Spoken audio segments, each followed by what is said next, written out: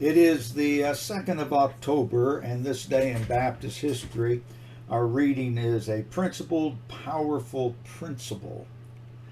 And our reading from the Bible is Proverbs chapter 3, verses 5 and 6. Trust in the Lord with all thine heart, and lean not unto thine own understanding.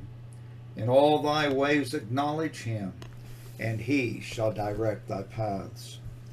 October 2nd is a date that should live forever in the hearts of fundamentalist Baptists. It was on October 2nd, 1792, that the first modern-day mission agency was founded through the efforts of William Carey, Andrew Fuller, and a small group of Baptist pastors from the Northamptonshire Baptist Association in Great Britain. The mission agency was formally named Particular Baptist Society for the Propagation of the Gospel Among the Heathen, but it has popularly been known as the Baptist Missionary Society, or just the BMS.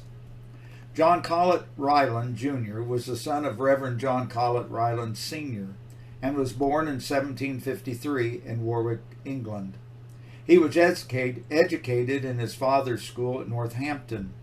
His brilliance is exhibited by the fact that in his 16th year, John Jr. was writing hymns that have endured.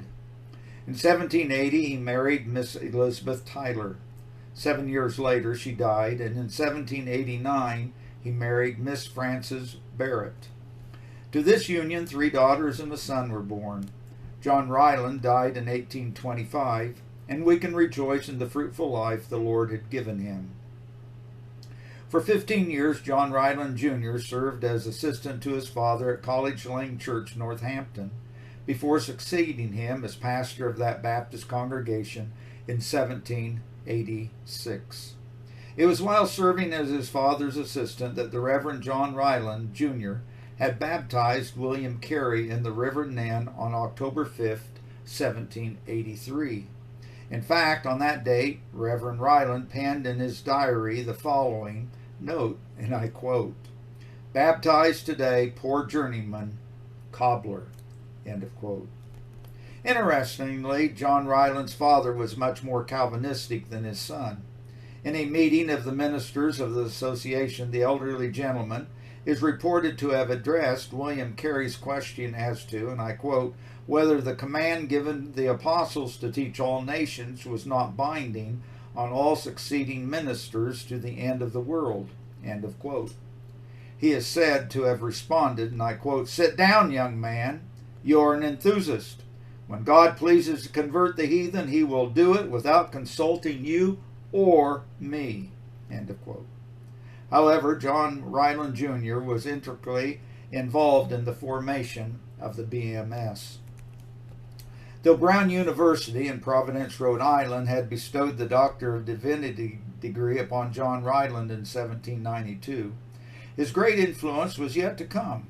In that same eventful year, he was invited to become minister of the Broadmead Baptist Church and the president of the Bristol Education Society. As such, he became the principal of Bristol Baptist College and entered into the training of young men for the gospel ministry. He served with great success in that capacity until 1825.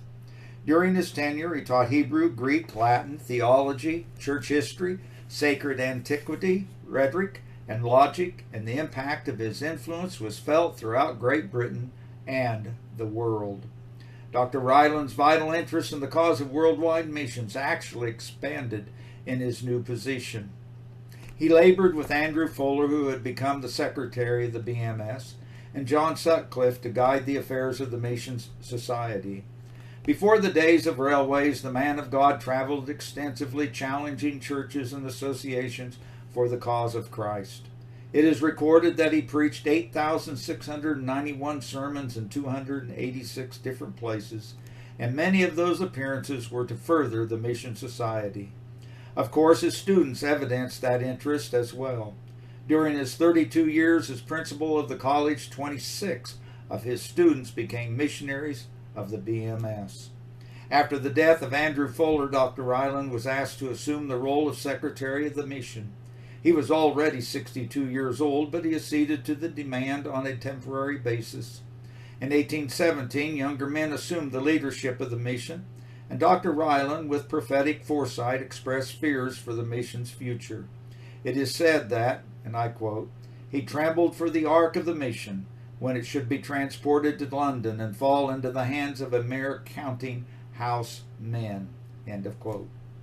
Tragically, his fears were to be realized as the new leadership became more interested in monetary records than spiritual advancement. During Dr. Ryland's tenure in office as college president, his modified Calvinism led his students not only to see the world afar in need, but also to realize the immediate area of spiritual need.